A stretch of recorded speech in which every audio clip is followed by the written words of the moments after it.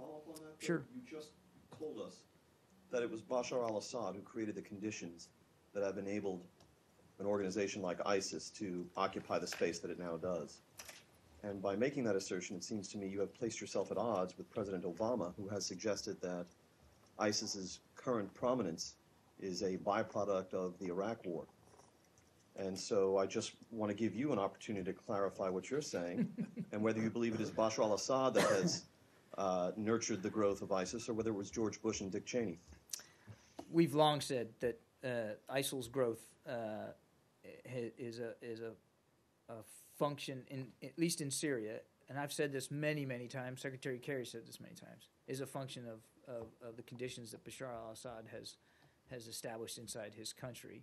And I'm not going to get into a political debate about the war in Iraq and what led to this. What I have said before, and I think you challenged me in my prior job on this, is that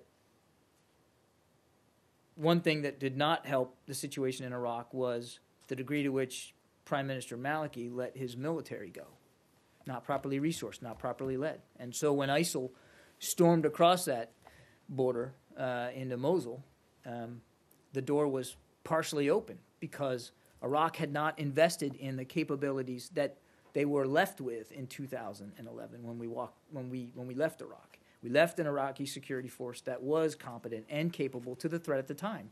Now, the threat changed. ISIL is not al-Qaeda in Iraq. They are a different animal. And as we noted over a year ago, they behaved almost like in a quasi-military fashion. But so too did the Iraqi security forces change in their capabilities and competence.